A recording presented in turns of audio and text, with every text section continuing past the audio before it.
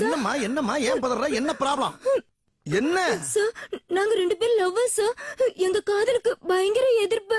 நீங்க 2 பேரும் மேஜர் தானே? ஆமா சார். உங்களுக்கு நான் கல்யாணம் பண்ணி வைக்கிறேன். முத புருஷன் உயிரோடு இருக்கும்போது எப்படி 2 பேரும் கல்யாணம் பண்ணி வைப்பீங்க? முதல் புருஷனா? என்ன நீ இவனை கல்யாணம் பண்ண கூட்டி வந்திருக்க? முதல் புருஷன் இன்னொருத்த வந்து நிக்கிறா? வெக்கப்பட்டு கண்ணை மூடனேனா கண்டமன் இருக்காரு என்ன கண்டம் பண்ணிட்டாரு. ஆத்திரங்கள் வருது. இப்படி 2வது கல்யாணம் பண்றதுக்கு துணிஞ்சு இறங்கிருக்கியே, திடீர்னு பிள்ளை பிறந்தா யாரோட பேரை இன்சியலா வைப்ப? என் பேர இஞ்சிலாவ அப்பா. நீ யாரா? இவ வயித்துல வளர்ற குழந்தைக்கு அப்பா. யதார்த்தமா கேட்க நான் பதார்த்தமா விட்டு கொடுத்துட்டேன்.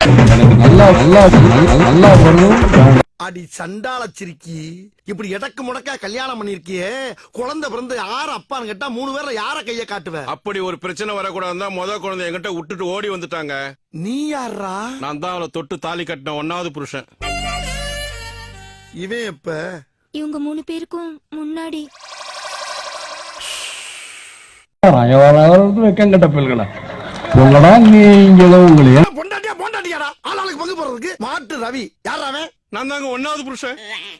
இந்த பாரு, உன் யோகத்துக்கு முத புருஷன் வந்திருக்கான். இந்த 3 வேளை செருப்புல அடிச்சு பத்தி விட்டு மரியாதையா அந்த ஈனப்பிள்ளை கூட்டி போய் குடும்பம் நடத்து. கிட்டையாவும் வச்சுக்கோ, கண்ட்ரோல் பண்றேன்னு நினைக்காத. நைட் ஆனா வீட்டுக்கு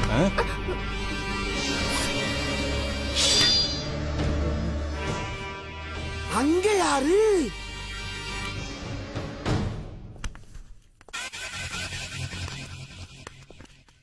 டேய், என்னடா இன்னொருத்த கூட அனுப்பி வைக்கிற? இவன் லிஸ்ட்ல இல்லையடா. அவன் தாங்க முறைப்படி தாலி கட்டின முத புருஷன். காரணமா? எவ்வளவு பெரிய கேவலம் தெரியுமா?